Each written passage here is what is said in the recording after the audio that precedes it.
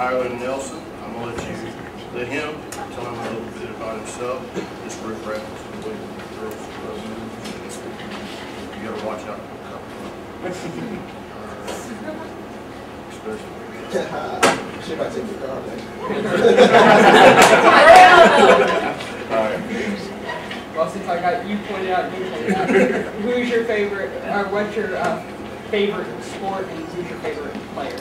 Basketball, I'm not a good player. Okay. Soccer. Sport and player. Basketball. Yeah, basketball is bronze. A little bit of rap? When they were doing roller skates. I was going to be Kobe Bryant for this out. Okay. Now, what do all these people have in common that you just named?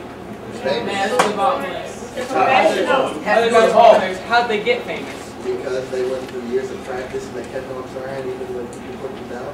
Yes, they worked hard to get there. Well, I've worked hard to get where I am. You know, I'm not to their level, but I hope to be. You know, I've worked hard to get where I am, and this is kind of my story of how I got where I am now, and hopefully farther in the future. I had a pretty rough childhood. My dad was a drug addict. He was in and out of my life, still is. Not a big part of my life. He actually, when my sister was 6 and I was 5, he took us into a Chinese restaurant. We were going to sit down and eat dinner, and he goes, "I'll be right back." Well, we sat there for 4 hours, and he never came back. He went off and got high and left us there. Luckily, my sister knew our home phone number, or else we would have still been sitting in that Chinese restaurant. But that's kind of how my childhood with my dad went, in and out of jail. And finally, my mom said enough's enough, and finally, my mom said enough's enough and kicked him out. He moved to Pennsylvania. Haven't talked to him much since. Now, my mom, we lived with her for a while. I'd say 4 years, which is me, my sister, and my mom. Well, my mom became handicapped. She got a rare nerve disorder called Guillain-Barré. It ate away the nerves in her legs, and so she can barely walk now. While that was happening, social services came in and took us away from her. They called my grandma, which lived here. We were living in North Carolina at the time. They said, "You can either take these kids in, or we can send them to a foster home." Luckily, she took us in. But, you know, it was scary for me and my sister. We were 10 and 11. We'd only seen her a couple times in our life, maybe 4 at max. And, you know, we're moving in with a complete stranger, being taken away from our mom. And so we made our transition here as best as could be, you know, expected. It was a hard transition moving into somebody that's basically a stranger to you. But, you know, we adapted. My sister got involved in gymnastics and cheerleading, and I didn't get involved in anything. So one day my grandma says, you know, we need to get you involved in something that you have extra activity to do. And she was, you know, she asked me what I wanted to do. She was expecting me to say football, baseball, basketball, anything normal. Well, I said racing. Well, she took that and goes, "Okay, what am I supposed to do with that?" You know, she didn't want to tell me no. I was only 12 at the time. And so she did her research. I did my research. We decided I was going to go into dirt bike racing. Well, she was talking to a friend about it, and he said, "No, dirt bike racing is way too dangerous. You're going to get them killed. You know, come watch my son race go-karts out at the track." So we went out there and watched his son race go-karts. That day, we actually met Roger, my mentor, that has helped me become the driver I am today. And let me tell you, it wasn't easy for him. He didn't tell me this till after I got good, but when I first started, he said I was the worst driver he ever had.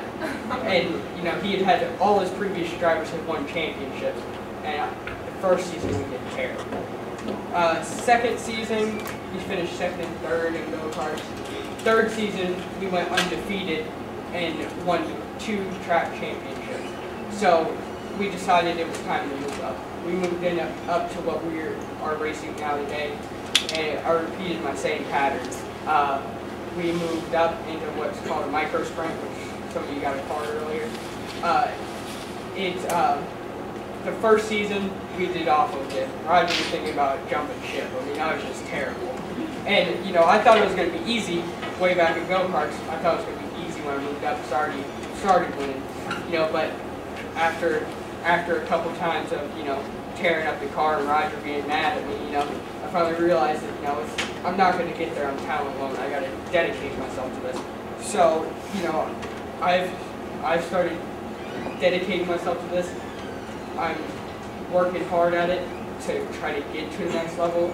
I'm not, you know, you can't just focus on your talents. You gotta, if you want to make something out of your life, you gotta dedicate 100% to it. You know, I've come from a pretty rough life. I had to grow up real fast going through all of that.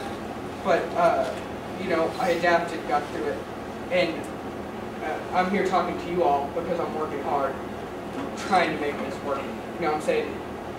My message I want you to leave here with is, even if things aren't going your way, that doesn't mean you won't prevail in the end, you won't win in the end, you know, you will, it's still possible no matter where you come from. I know I didn't have the worst childhood, but, you know, it wasn't to brag on, but, you know, you can overcome it. And, you know, because I'm working hard, I'm getting my chance here now. I mean, just coming to talk to you to make my dream happen. I want to become big. I want to help, you know, less fortunate kids. I want to help kids that were like me and, you know, didn't have a place to go. So, you know, I'm doing this so why can't you? You know, it's, if you just work hard enough, on the other side of that, of course, you can't dedicate all of it to going into major sports. You gotta work on your education. I actually got my phone taken away because I don't have good grades right now. But so education. But so you know, but if you work hard enough at something, it will happen. But on this law, a lot of chances doesn't. You gotta have an education to fall back on. You know, and all your, I know you guys were just with Allstate, so all your hard work you do is not going to matter if you die texting and driving. Just throw that in there too. Anyway, thank you for listening to my story. Any questions?